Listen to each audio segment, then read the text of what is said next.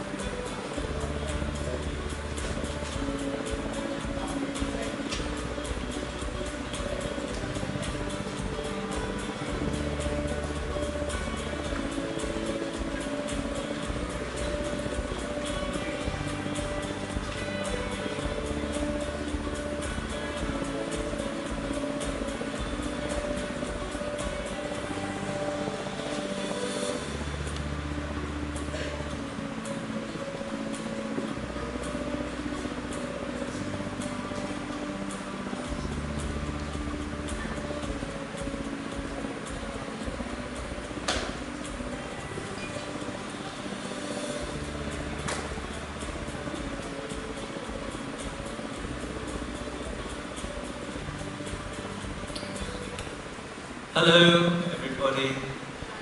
Can I ask the students at the back to come and fill the seats up at the front so we can all be a little bit more together? That's it. Because we need participation from you guys. Brilliant. Good morning to you all. First of all, I want to extend my thanks to the organisers, Dr. George, Father George, Dr. Nushad, Dr. Cherian, and of course my great friend Satish Kumar, who is the reason why I'm here. My name is James Graham, James P. Graham, and I am first an artist, and second an activist. And I've been involved in my art career started in 2000. My activism has started in the last 10 years. And slowly but surely my art and my activism have fused together. And that is the culmination of my art and activism. You will see at the end is seen in the product of a small garden in Italy.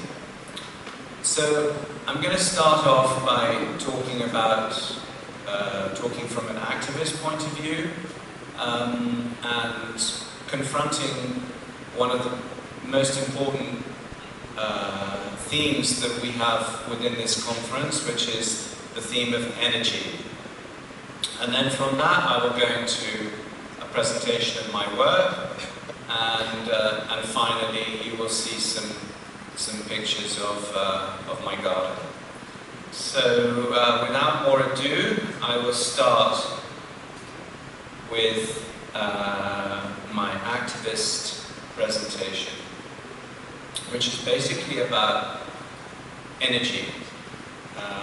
It's entitled Energy Addiction, Time for Rehab, and was actually published in The Ecologist in December 2024. The Ecologist is one of the most important ecological magazines that we have in Europe, in UK in particular.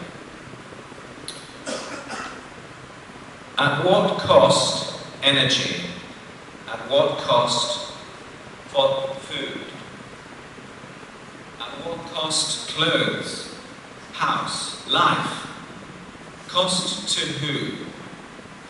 Outside of a circular economy, everything costs.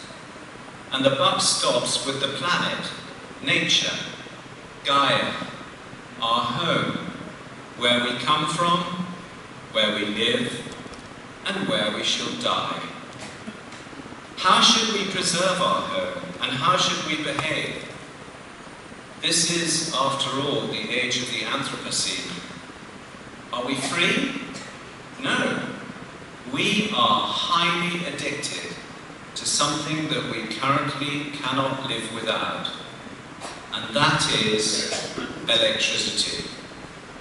We saw it yesterday when the whole system shut down.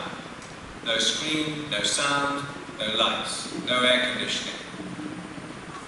The need to decarbonize is more than critical.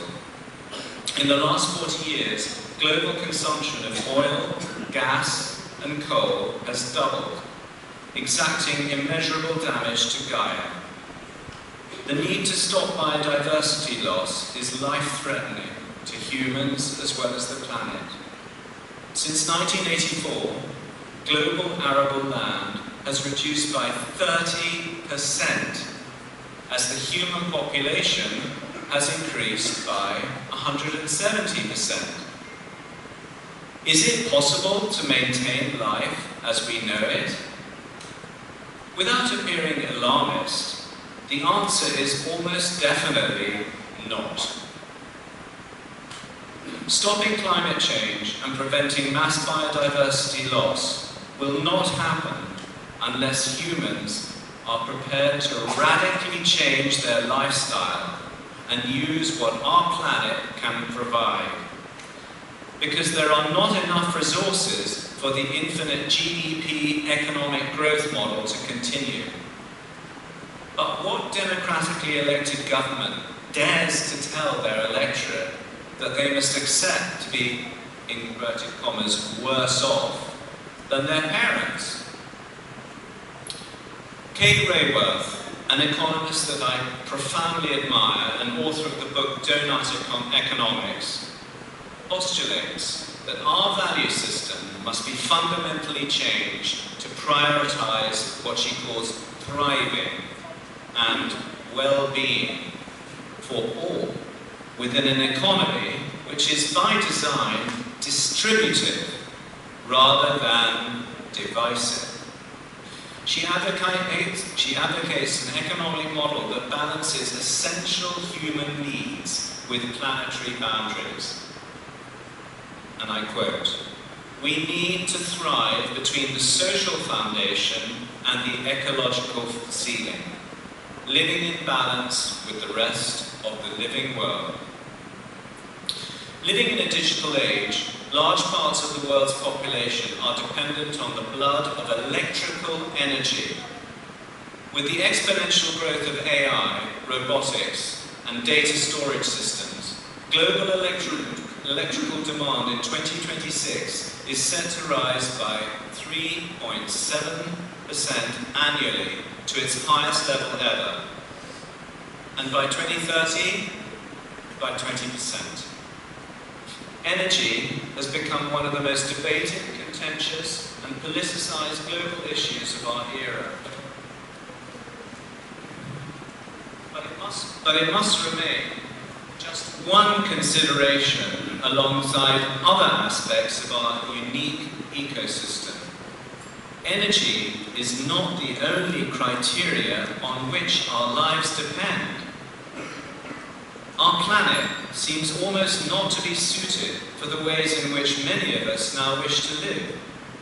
And let's not forget that it is those living outside the cities who are having to not only witness the full spectrum of climate change and biodiversity loss firsthand, but are also expected to embrace the industrialization of environmentalism, using up fertile landscape, creating a negative feedback loop for biodiversity and well-being. We must remember that we have evolved within a physical body and mind coexisting in harmony with other species. Our fundamental priorities have always been simple: feeding ourselves, procreation, shelter, health, well-being, coexistence, and above all, love. It has been, and continues to be, a gargantuan battle to wean ourselves off fossil fuels, and this battle must not cease. There is now a sizable renewables industry, but where I live in Italy, it has been brutally hijacked by profiteers masquerading as environmentalists. This is classic speculative business-as-usual tactics. Just the latest chapter in the consumeristic, capitalistic playbook that has now brought us to the brink. The green transition is repeating the exact same tactics that the fossil fuel companies were using, except with the moral authority to save the planet. Yesterday, I was an oil baron. Today, I'm a wind turbine king. This must change. It's not okay to use renewable energy as an excuse to plaster our arable land with huge solar farms, or carpet bomb the countryside with thousands of giant wind turbines, disfiguring ancient landscapes and endangering the health of local populations. Our land is our only capital and our natural environment. It gives us well-being from its space, silence, abundance, and beauty. Allowing its value to be controlled by the marketplace for energy is a recipe for disaster. In Europe, there have been differing models for resolving the energy problem. Germany is the biggest industrial powerhouse in Europe. It is intransigently adverse to nuclear and has heavily invested in renewables, particularly wind turbines, of which there are now 30,000 sprawled across the countryside.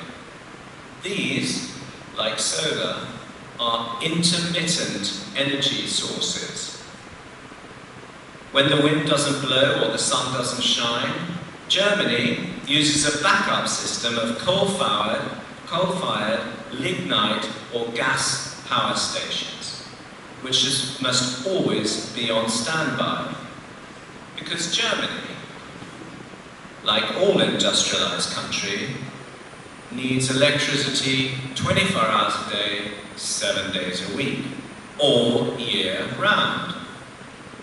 This has severely impacted their ability to reduce net carbon emissions.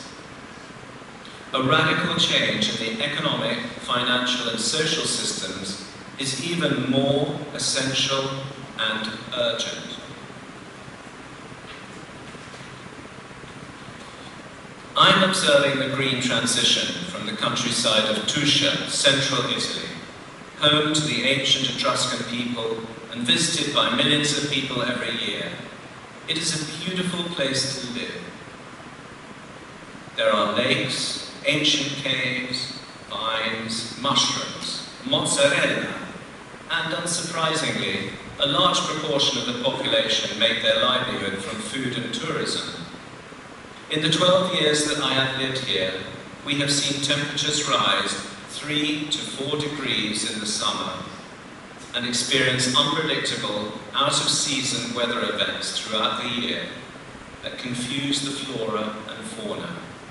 Floods, droughts, fires, and ruined crops are now common here, as everywhere. I don't consider myself a Luddite. I've been aware of the potential consequences of climate change for a long time. I moved to Italy to be utility independent. I bought a house with its own water well on a hill and sufficient land to grow food. I installed solar panels with battery storage at my house to become 70 to 80% electrically autonomous. I cook, heat and drive with electricity. The household is largely carbon-free, but not silicon, lithium or copper-free. Any material used to harvest green energy must come from somewhere. I aspire to being carbon neutral, but it's extremely difficult to reconcile being carbon neutral with a modern lifestyle. Italy is a highly conservative society.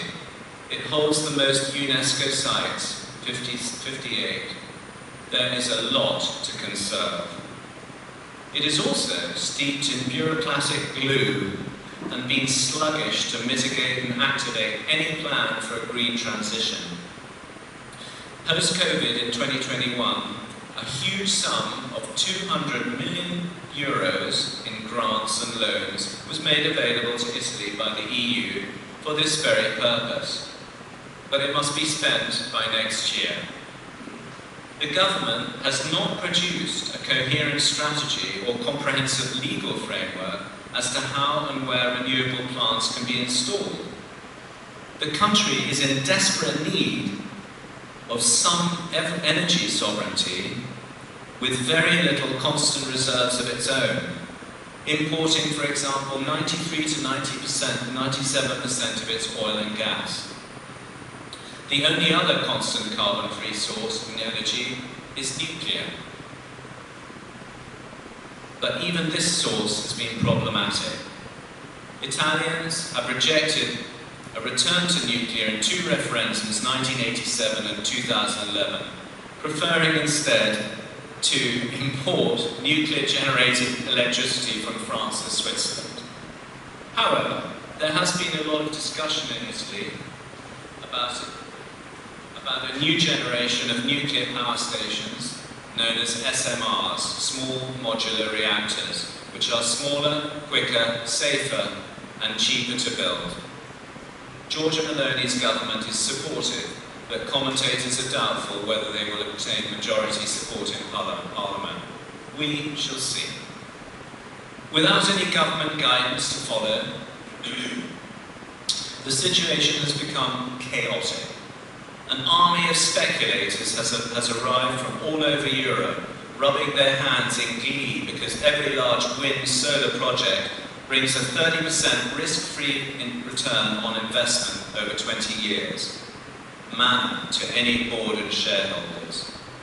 These opportunists are now confronting those wishing to protect Italian food sovereignty, cultural assets and tourism. Even though Italy is a country of sun, not wind, there are plans to erect 450 wind turbines, 200 meters high each, within an area of just over 50 kilometers between northwestern Umbria and Tuscany and the Mediterranean Sea. The idealized Italian landscape of Da Vinci, Corot and Poussin is in danger of changing from arable farmland to industrial wasteland. Crucially, this is an area without sufficient wind to generate enough electricity to justify the vast financial and resource investment. The wind companies do not need to worry because they will receive fixed, higher than market rate feed-in tariffs from the government over 20 years, regardless of the electricity generated. A more sensible option, but not ideal, would be to utilise the 8,000 kilometres of coastline around Italy and place the turbines offshore. Sardinia, one of the most beautiful and culturally important areas of Italy, has been badly afflicted onshore and offshore with a huge quantity of renewable energy that far outstrips its potential consumption. the regional government has passed a decree imposing a moratorium on any further renewable projects in their areas until the government produces a clear plan for distributing projects equally and intelligently throughout Italy. With no forward planning, resistance from regional governments, potential unrest through the country, and pressure from Brussels to spend the 200 billion euros by 2026, the Italian government finds itself caught between the devil and the deep blue sea. This type of situation is happening in many parts of the globe and will only start to be resolved when we all face up to the fact that the world is unable to continue as it was before. Our system and lifestyles must change radically. But how? The first step is that local communities become responsible for the production, storage, and distribution of renewable energy. Every area in the world has meteorological and geographical defining characteristics that will dictate a renewable energy mix in that area. And this must be balanced with due respect to the landscape and habitats around it.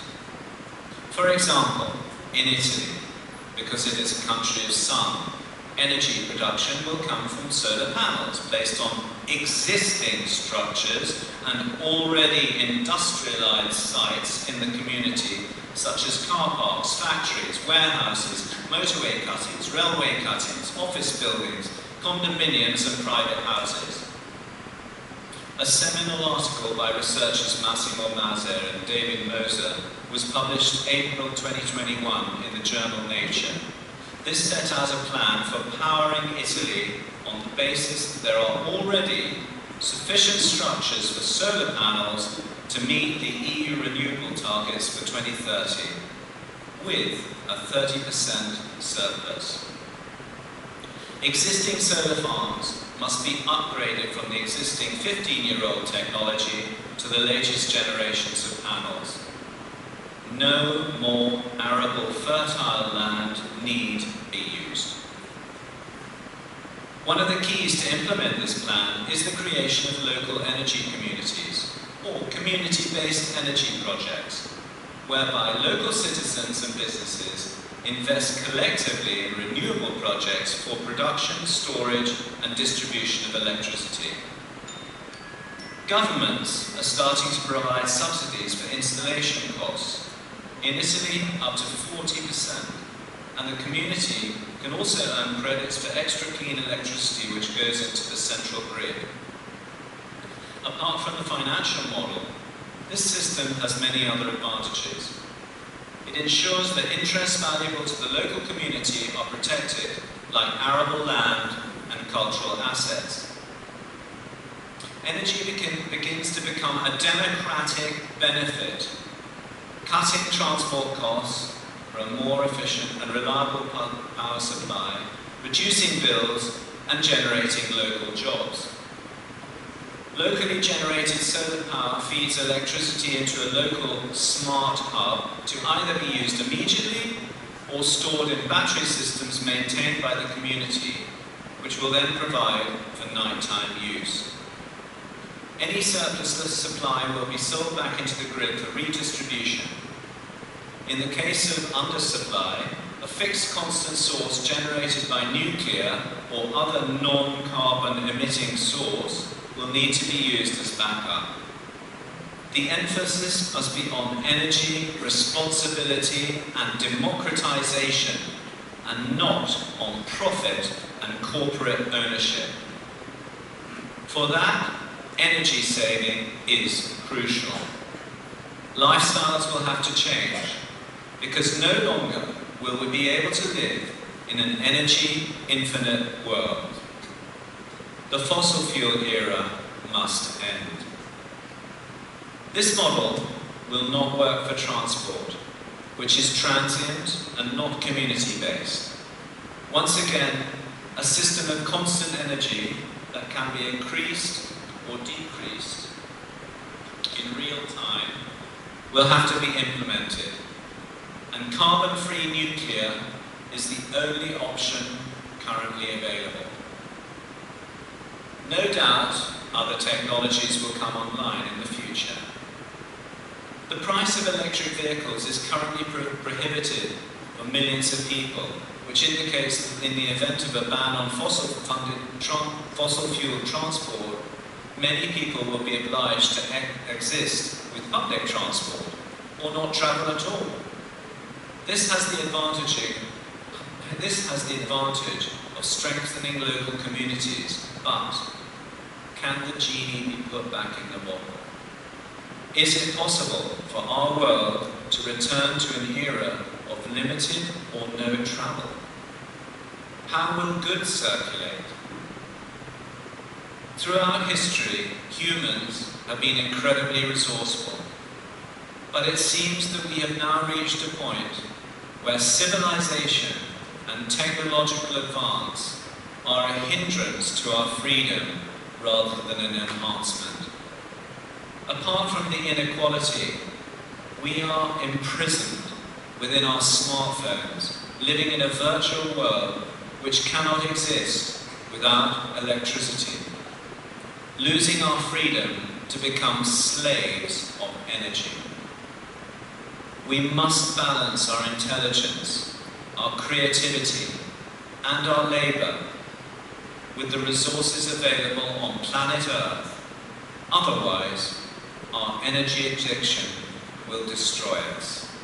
Thank you.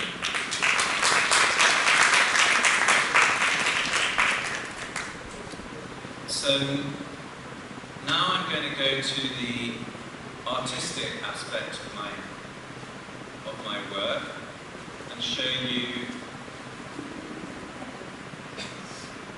some examples of my work.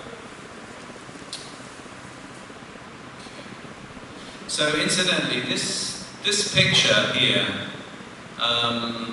is a picture of a field which is destined to be covered with solar panels, unfortunately.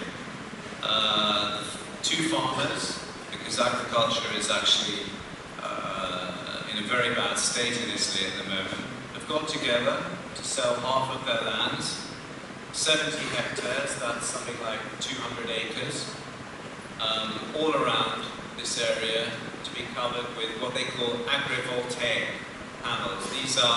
This is basically a loophole in the law where instead of putting solar panels on the ground, they put the solar panels higher and they say, oh, but we can grow crops underneath. Oh, we can graze our sheep underneath. Well, everybody knows that the ground or a crop needs sunlight and rain in order to flourish. If you have a solar panel over it, you get neither light or moisture or rain. So anyway,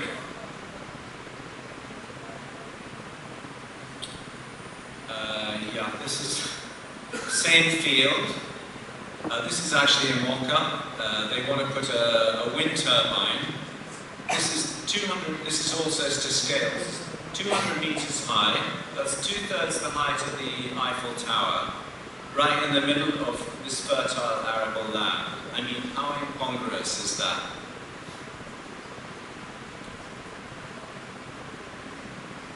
So, coming to my work, I've been inspired over the years that I've been an artist, initially by the idea of an interface between physical and metaphysical space. So, actually identifying what it is that we are inspired by and what it is which we can attain from an artwork through what they call intuition, which is knowledge which is given to you, not knowledge that you acquire. It's the source of inspiration, if you like. And I've been fascinating with this idea and tried to develop artworks which encompass that idea. The first artwork which I made is a 360-degree film called Idu, made on the landscape of an active volcano in Italy called Stromboli. And here you can see this incredible island, which at the top there is the crater. In fact, the island is 900 meters high, and below it, below sea level, you've got twice the height of the island. So it's very, very deep. And that volcano is, as you can see, almost completely circular. And so and it's 2 kilometers across. So when you go to the top of the volcano, you can actually see the sea, and you can experience all the 4 elements equally. And when I first went to Stromboli in 2001, I was so excited because I'd seen it from another island and I felt madly in love with it. And I walked to the top with a guide, and I spent the night up there. And during the night there was a thunderstorm, there was lightning, and the stars were incredible. And suddenly I felt like a minute piece of this vast cosmos. And when I got back to the UK, I thought long and hard about how I could express this feeling within my work. And I decided that I should make a 360-degree film. My work has always been more concentrated on analog. So, for instance, this is actually a Polaroid picture taken on a Polaroid camera, analog camera.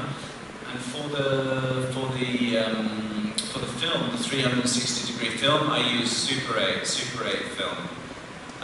So, just to show you the technical aspect of it. So I collected 12 Super 8 cameras, which I put in a ring, like that.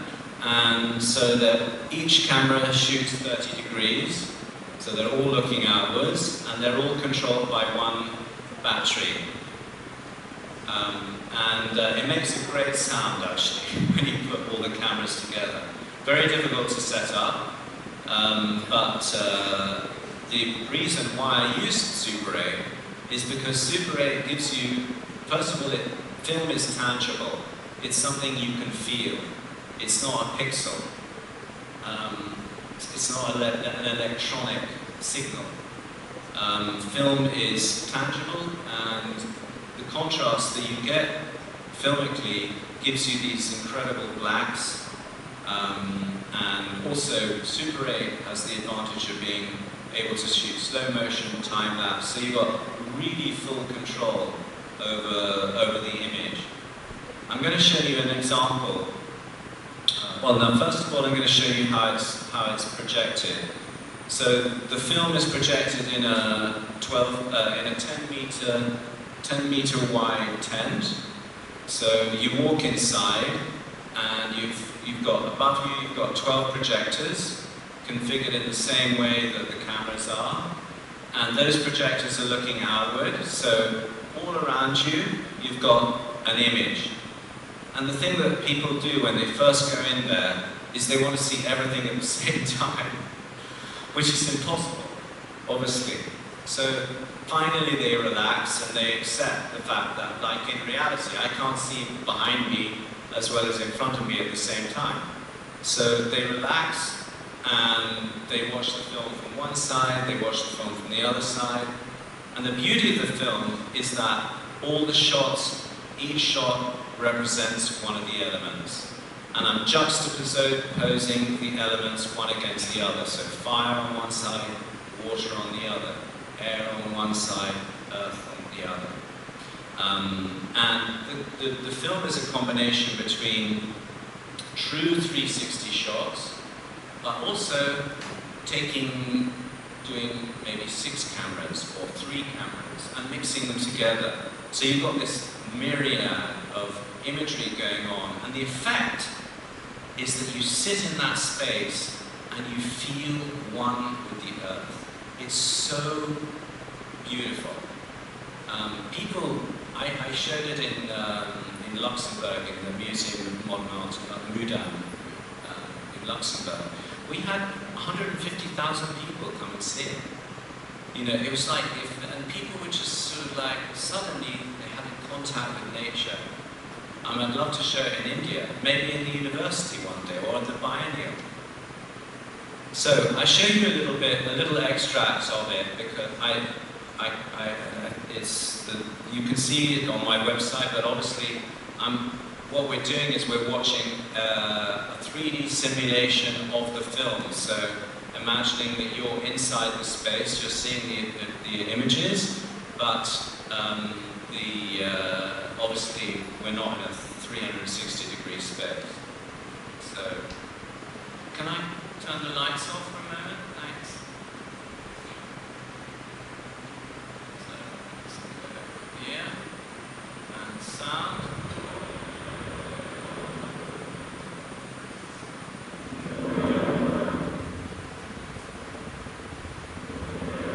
So this is the 360-degree shot, taken all the way around at the volcano at 5:30 in the morning.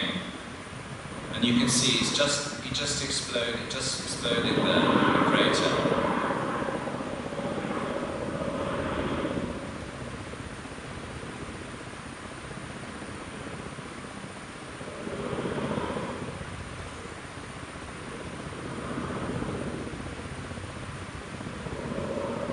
And this is the sound of the actual volcano. When you're there, you hear this.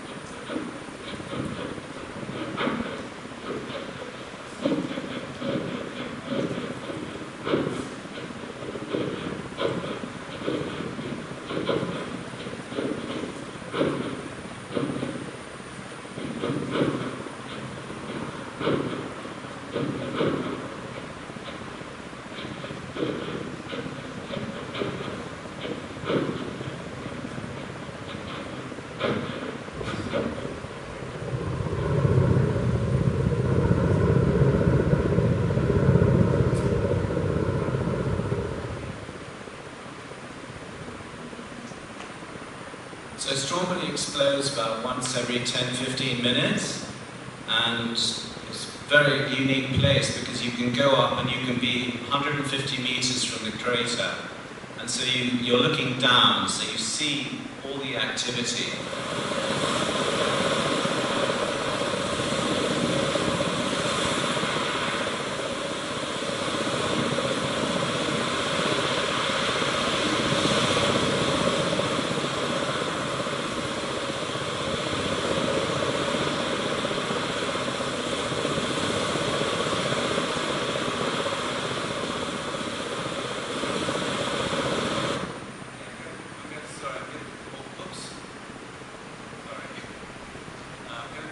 there because it's 15 minutes long, so if you want to watch it on my website, or even better, we need to be able to set it up. So that was. I need to say also that I worked very closely with a very important sound artist called Akio Suzuki, who makes his own instruments, and in particular he's made this instrument called an analapos, which is actually an aeolian harp. An aeolian harp is an instrument which plays using the wind. So you can see here, he's actually holding basically he's got two cans connected by a spring, and the wind blows through the spring and makes a sound, makes this kind of whistling sound. Very interesting guy. I was very lucky. He agreed to come to the island, and we recorded him doing performances in different parts of the island. Here you've got shots of after the explosions, you get landslides, and these are rocks tumbling down from the crater 1 kilometer. They gather pace and then they go into the sea. I mean, it's completely unique. It's another shot of an explosion, an outtake from the film. So that is Idu. I want to move on now to another project which I did. The idea of which, suspended animation, the idea of this project was actually to try to bring people's attention to the living nature of material, in particular stones. Stones that we consider to be normally a dead thing, but in fact molecularly are not dissimilar from ourselves or from other forms of life on Earth. And so the idea of something being dead, for me, is obsolete. And I did it by gathering stones on a beach in Sussex, in the UK. And each of these stones are made of flint. And these stones fall to the beach from the cliffs, and because of the sea, they erode, and each stone has a hole in them. And that connected really, really nicely with the idea that the ancient peoples used to use big stones with holes in them, which they considered to have healing properties. So you'd have them, they would pull sick children through the hole in order to try to heal them from ailments. And so I constructed these sculptures, if you like, using, as you can see, very, very fine wire. And the effect of the fact that there's so little friction on the wire, because it's like 0.1. Sorry? How much time do you need to finish? At least another 10 minutes. Oh, now it is 10 minutes. I'm really sorry. Yeah, you know how much time?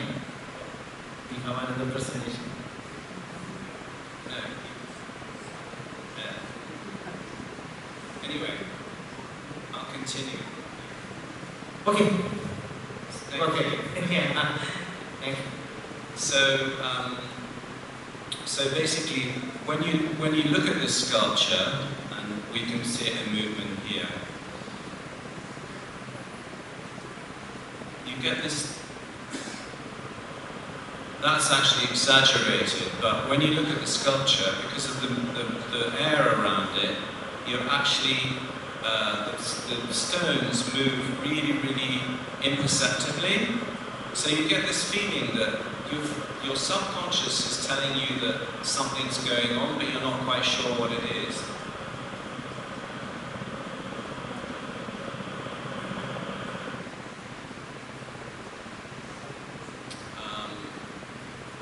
The next project, which I want to show you, is this project called Sacred Space Illuminated by the Perfect Insect. And again, this is to do with a sense of an energy emanated from nature. Because I was in Sri Lanka, and I was incredibly inspired by seeing the groups of fireflies which congregate together in the jungle. And you see this really deep concentration of lights going on at night. And I couldn't film it, it's impossible to film. So I thought, okay, I'm going to make a drawing. So I made some drawings using a white pen, always using the same line, just to try to capture a sense of energy within this natural phenomena. The drawings are quite big, like 2 meters by 1, and you get different forms. This was actually shown in Gloucester Cathedral in London, so I quite like the idea of the natural world coming into context with the spiritual world, which of course is one of the main themes that we are talking about here, spiritual ecology. Another project which is more of an activist project than a spiritual ecology project, it's called Desecration. And note that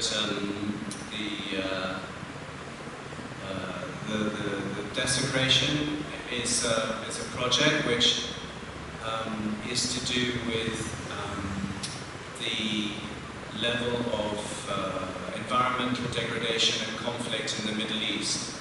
And I chose the Middle East because it's a place where civilization originated. And I've always been obsessed with maps ever since I was a young boy. So I decided to do a series of maps because I was on Google Earth one day and I was looking at areas where they produce oil in Saudi Arabia, and I saw just like how disgusting the land had become, completely desecrated. So I decided to make maps of places where there had been huge conflicts. So this is a map of actually Aleppo, done in 2017 at the height of the war in the Middle East. And the map actually is a true representation of the roadmap of Aleppo. But you can see that what I've done is I've used this paper cutting technique, and the effect is it's like it creates a sense of, it's like a quarry. You know, so it's kind of extraction. And obviously the red has to do with the violence there. The other medium is, so I've got watercolor, there's no black pen, it's just the masking fluid used, and this cutting technique, which is kind of Japanese in nature, I guess. Similarly, oh yes, I exhibited this work, had a really great opportunity for an exhibition in Rome, at the Biblioteca Valentiniana, who have an incredible collection of old maps from the 9th century and old Bibles.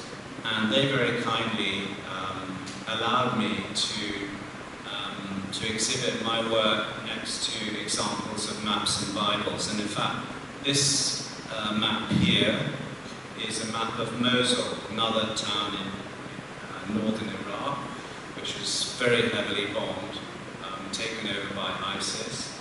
And you probably heard of the leaning tower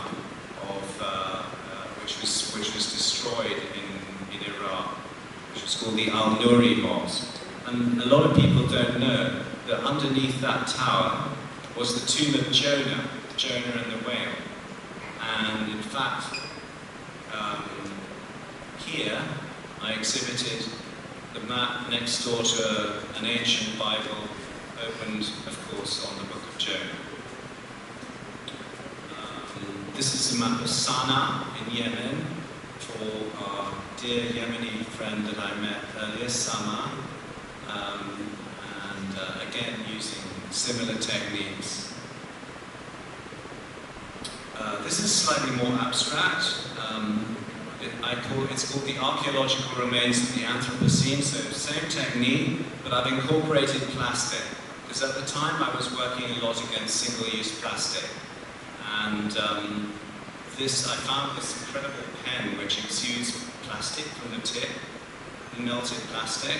So I was able to shape it into, on the left, you can see it looks like a hornito. A hornito is on a volcano is like a pile of lava that kind of spirals high. So the idea was being that asking the viewer, okay, what are we going to see, or what are our future generations going to see of our world in 2,000 years' time? And the answer being, well, if they dig down, they're going to find mountains of plastic. Here you go.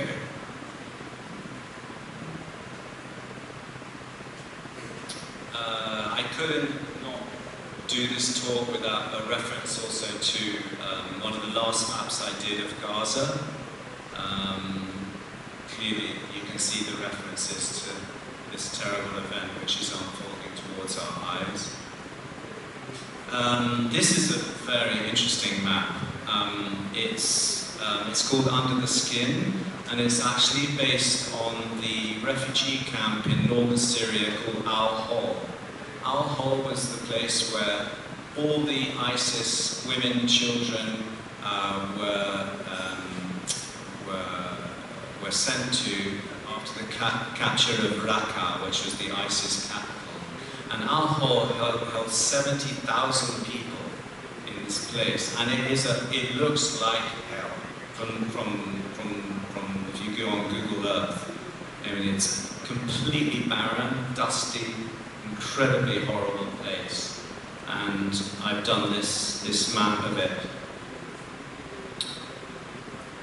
Then go a little bit even more abstract, and I decided to start to incorporate honeycomb into my maps. With honeycomb produced by RBs at home, because honeycomb has a purity to it, and I wanted to juxtapose it with the plastic.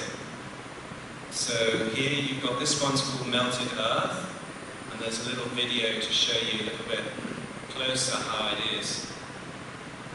You can see there's bits of plastic, so it's almost like the honeycomb is imprisoned by the plastic.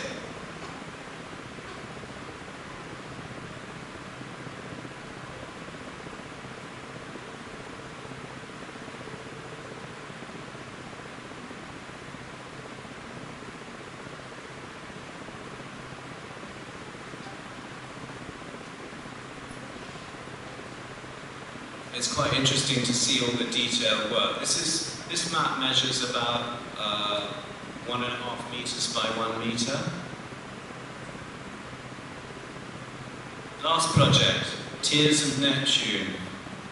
So this project was inspired by the fact that the River Po, which is 650 kilometers long, is the longest river in Italy, and it's been suffering terrible floods and terrible droughts.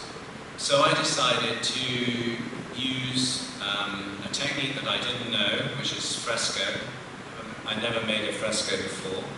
And fresco, to make a fresco, you need to create plaster. And the plaster is made from lime and river sand. So I decided that there was an ideal opportunity to do a project on the River Po. So I used went up to the River Po, collected river sand, collected river sand, and started to make frescoes. But in the frescoes, I'm not a painter. I mean, I can manage abstract painting, but I'm not a figurative painter. But I needed a figurative element in this. So I thought that again, ceding to the Italian tradition of sculpture, I cast gesso hands in various gestures to indicate the kinds of feelings that I wanted to convey within the work. So here you've got a series of children's hands it seems like they've got, their hands are coming through a waterfall, and they are possibly struggling, possibly drowning. That's the kind of feeling that I was thinking of.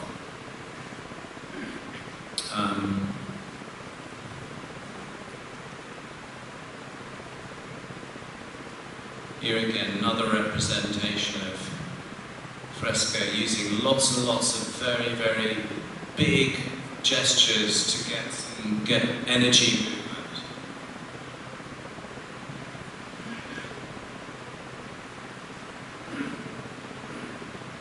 Very important project, Pilgrim's Way. This is a project which I did for the event that Satish came to at my house. I wanted to use dried alliums from my garden. The allium apparently symbolizes unity, humility, and preservation. So I made an installation, not dissimilar from suspended animation that you saw earlier, in order to highlight the idea of the pilgrim and not the tourist, which was the subject of Satish's talk.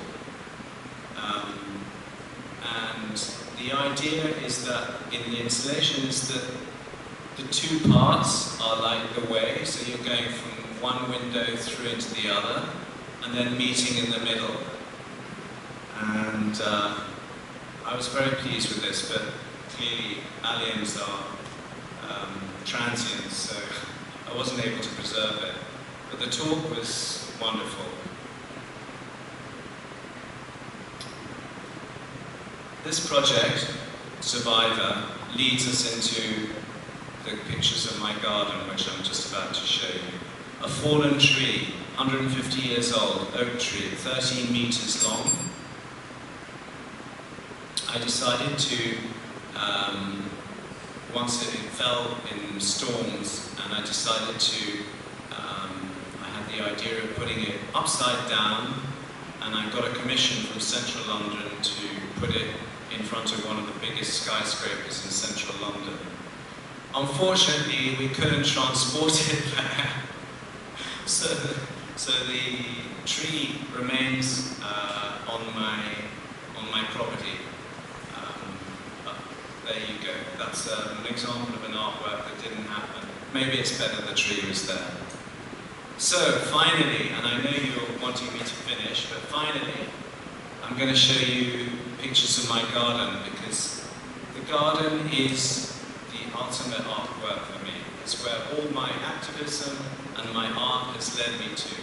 The idea of curating a living, breathing artwork and getting to know plants.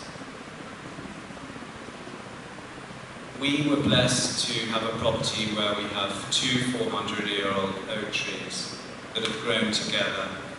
These two oak trees, 1 year, one does acorns, 1 year, another does acorns. They're extraordinary.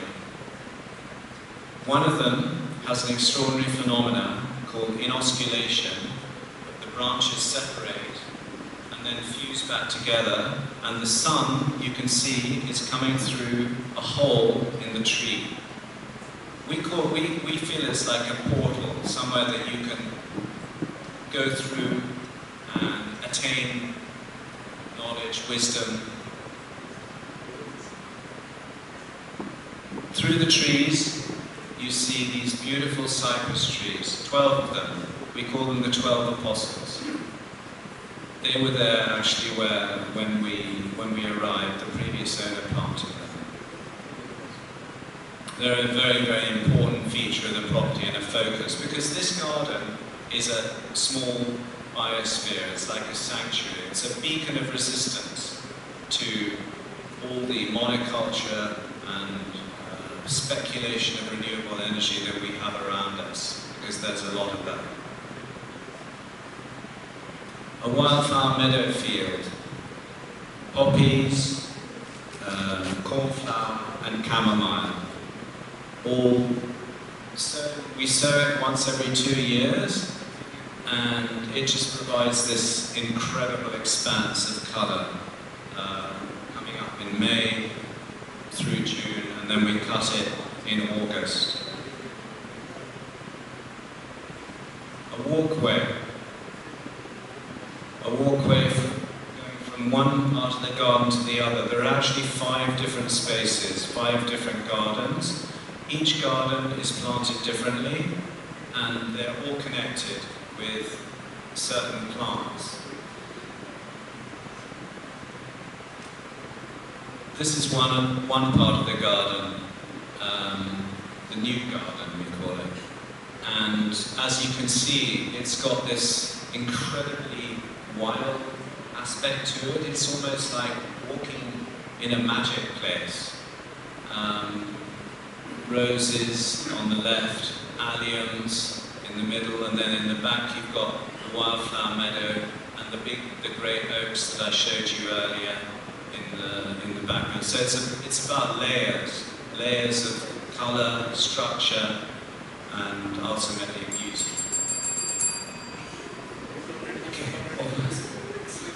Okay, just a few more pictures before I go. This is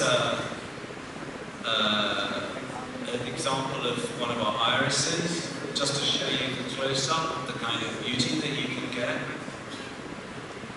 A magnolia, beautiful magnolia. Cladastris kentukeia. A poppy, a black poppy, very, very interesting plant.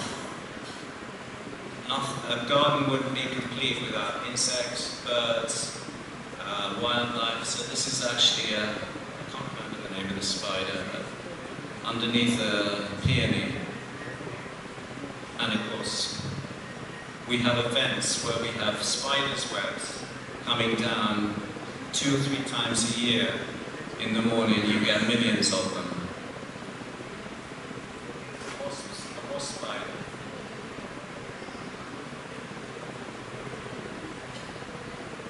Extraordinary things that you see in the garden.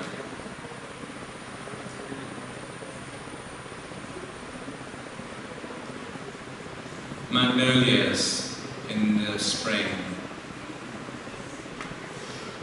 This is an Etruscan necropolis, which we have on the property with 9 tombs. The Etruscans were an ancient people, pre-Roman, very spiritual, extremely joyful, and built their necropolis in very special places. So it is a special place. I don't know if do I have time to go?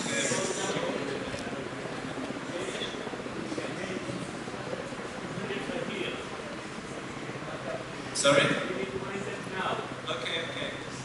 All right, well, sadly I have to wind up, but there you go. There's more. Thank you so much for listening.